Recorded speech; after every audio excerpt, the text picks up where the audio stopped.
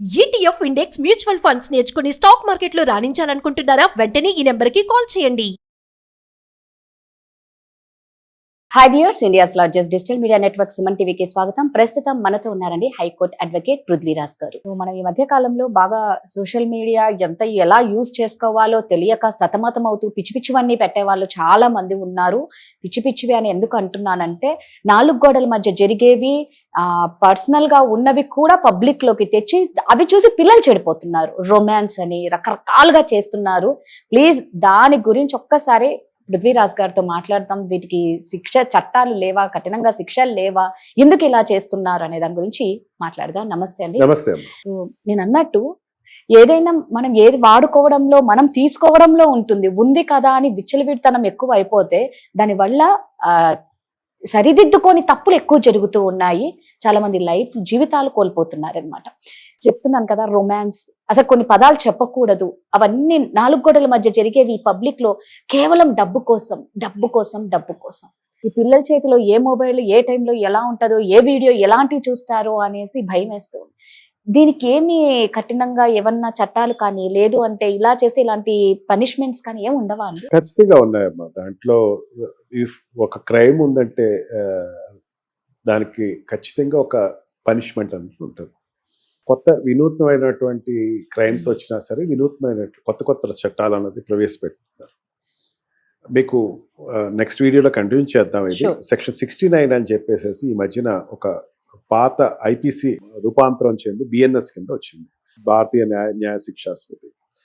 దీన్ని వచ్చిన తర్వాత సెక్షన్ 69 అని ఇన్వోక్ చేశారన్నమాట. ఆ సెక్షన్ 69లో ఈ మోసపోయినటువంటి ఎవరైనా మగవాళ్ళ చేతిలో ఉద్యోగం ఇప్పిస్తానో లేకపోతే పెళ్లి చేసుకుంటానో చెప్పేసి అనుభవించిన వాళ్ళకి కొత్తగా పనిష్మెంట్ ఇచ్చారు. పాత దాంట్లో దానికి కొన్ని తప్పించుకునేటువంటి మగవాళ్ళు తప్పించుకునే అవకాశం ఉంది. దానికోసం అని చెప్పేసి సెక్షన్ 69 కింద ఐపీసీలో తీసుకొచ్చారు. ఆ తర్వాత మనం మాట్లాడుకుందాం. ఇంకా ఈ సోషల్ మీడియాలో వాళ్ళు అమ్ముకుంటున్నారమ్మా దీన్ని.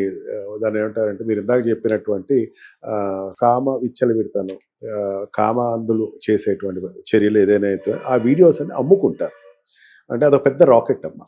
మనకి సైబర్ క్రైమ్ అని చెప్పేసి ఉంటుంది.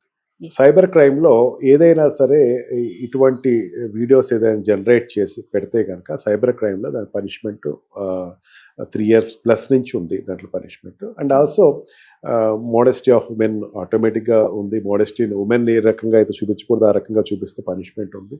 అండ్ చిన్నపిల్లలు చేస్తే కనుక పోక్సో చట్టం ఉంది. పోక్సో చట్టం ప్రకారం వాళ్ళకి పనిష్మెంట్.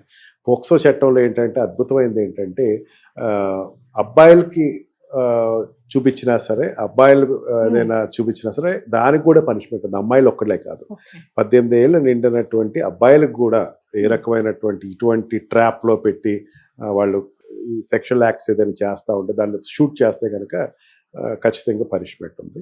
అండ్ ఆల్సో కొన్ని వాటిని 18 ఏళ్ళ లోపల కనుక జరిగితే కనుక ఏదైనా వాళ్ళ మీద ఏదైనా శారీరకమైనటువంటి సుఖాల కోసం వాడుకుంటే కనుక రేప్ కేసులో తీసుకొస్తారమ్మా. దాంట్లోనూ ఎటువంటి అంటే 376 రేప్లోకి వస్తాయి. Capital punishment up to death, వాళ్ళు ఉరిశిక్ష వేసే వరకు పనిష్మెంట్ ఉంది. దాంట్లో చట్టాలకు ఎటువంటి నిబద్ధతలు కానీ పరిధులు కానీ లేవు.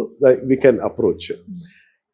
ఇదంతా ఒక ఎత్తు అయితే, ఇది చేసేటువంటి వాళ్ళు అమాయకులు అని చెప్పేసి నేను అంటాను. నేను ఆలోచన ఉండి చేస్తున్నారని అయితే నేను అనుకోను. ఎందుకంటే వాడు ఒక ప్రేమికుడు ఎవడో వచ్చి మన ఇద్దరం కొంచెం రొమాన్స్ చేసుకునేటప్పుడు వీడియో షూట్ చేసుకుందాం, అది వాడు ఏం చెప్తాడంటే ఇది నేను మెమరీస్ కింద పెట్టుకుంటాను అని ఒక రకమైనటువంటి ప్రలోభ పెట్టి, అంటే వాడితో ఎటు పెళ్లి చేసుకుంటా. ఆడవాళ్ళు ఇచ్చే పని చేసేటప్పుడు ఖచ్చితంగా చిన్నపిల్లలైనమ్మా, వాళ్ళ 16 కానీ 15 ఏళ్ళప్పుడు కూడా ఇటువంటివి ఒక పిల్లవాడు ఒక మగవాడు చేస్తున్నప్పుడు ఆ అమ్మాయి దృష్టిలో ఏంటంటే ఇతను నాకు జీవిత భాగస్వామి కాబోతున్నాడు అని చేస్తుంది.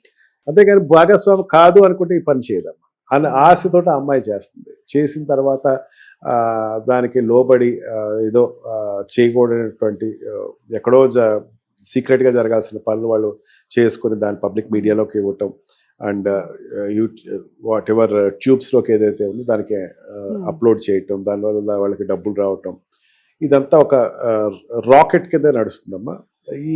ఇటువంటిది కాకుండా పెళ్ళైన వాళ్ళు కూడా వాళ్ళు బెడ్రూమ్ సీక్రెట్స్ ఏదైతే ఉన్నాయో దాన్ని కూడా బహిర్గతం చేస్తున్నారు, లోబడి చేస్తున్నారు. ఏదైనా సరే నా దృష్టిలో ఏంటంటే ఇదంతా కూడా వాళ్ళిద్దరే కాదు, వాళ్ళతో తోడ్పడేటువంటి థర్డ్ ఐ అన్నది ఉంటుంది. ఆ థర్డ్ ఐ కోసం వీళ్ళు పనిచేస్తున్నారని చెప్పచ్చు. థర్డ్ ఐ అన్నది ఒక బ్రోకర్ కావచ్చు, లేకపోతే ఒక ట్యూబర్ కావచ్చు, ఎవరైనా కావచ్చు. వాళ్ళు ఇది చేస్తే కనుక మీకు లైక్స్ వస్తాయి, డబ్బులు వస్తాయి, డబ్బులకి మీరు కొంచెం ఇచ్చేయండి, డబ్బులు ఈ రకంగా కూడా చాలా ఎక్కువ సంపాదించుకోవచ్చు. మీరు చేసే రెగ్యులర్ పని షూట్ చేస్తాం. ఈ రకంగా మీరు పరిధి చూసేవాళ్ళ పరిధి అనుకుని మనం ఒకటి అనుకున్నాము. చూసేవాళ్ళ పని అంటే ఏంటి? మన చిన్న పిల్లలు, మన పిల్లలు అంటే 18 ఏళ్ళు, కనీసం 16-17 ఏళ్ళ వరకు మానిటరింగ్ అపాన్ దేర్ యాక్టివిటీ చూసుకోవాలి. మా ఫస్ట్ మానిటరింగ్ అంటే ఏంటంటే వాళ్ళకి ఫోన్ ఇచ్చేస్తున్నాం ప్యాషన్గా, ఇవ్వకూడని వస్తువు వాళ్ళకి ఇస్తున్నాం అనుకోవాలి. ఇప్పుడు మన ఇంట్లో అల్మారాలో మొత్తం అన్ని కూడా లిక్కర్ బాటిల్స్ పెట్టామనుకోండి, మనం పిల్లలు ఎదురుకుండా వచ్చి లిక్కర్ తాగుతున్నాం అనుకోండి, ఆ పిల్లవాడికి ఒక క్యూరియాసిటీ వస్తుంది, ఇది నేను తాగాలని చెప్పేసి. నువ్వు లేనప్పుడు ఆ లిక్కర్ బాటిల్ దాంట్లోంచి ఒకటి తీసుకుంటాడు, తాగుతాడు అనుకుందాం. ఇది తప్పెవరిది? పేరెంట్స్దే. సెల్ ఫోన్ కూడా అటువంటిది అమ్మా. నీ ఫోన్ ఇవ్వకూడని వస్తువు అతనికి ఇస్తున్నావు. ఫోనే కావాలనుకుంటున్నాడు, వీడియో గేమ్స్ కావాలనుకుంటున్నాడు, వీడియో గేమ్స్కి ప్లే స్టేషన్స్ ఆడుకుంటాడు. ఇంకా అంతకన్నా ఇంకేం కావాలి? లేదా నేను వరల్డ్ ఎక్స్ప్లోర్ చేసుకుంటాను, లేకపోతే జియోగ్రఫికల్ ఛానల్ చూసుకుంటాను అంటే టీవీ పెట్టు, ఛానల్ కొను. నేను స్పోర్ట్స్ చూసుకుంటాను, స్పోర్ట్స్ కూడా కావాల్సిన ఛానల్ కొను. ఆల్టర్నేటివ్ మెథడాలజీస్ ఆలోచించకుండా తల్లిదండ్రులు ఏం చేస్తున్నారంటే ఫోన్ వాడికి ఇచ్చేయటం. ఫోన్ వాడికి ఇచ్చినప్పుడు దానిలో నువ్వు చూసే వస్తువు చిత్రాలు ఉన్నాయి, వాడు చూసే చిత్రాలు కూడా దాంట్లో ఉన్నాయి అన్నది ఒక బ్లైండ్ నోషన్ తోటి ఉంటాడు. ప్రతి తల్లిదండ్రులు వాడి పిల్లవాడు అమాయకుడే, వాళ్ళ అమ్మాయి అమాయకురాలే. వాళ్ళు ఏం చూడరు.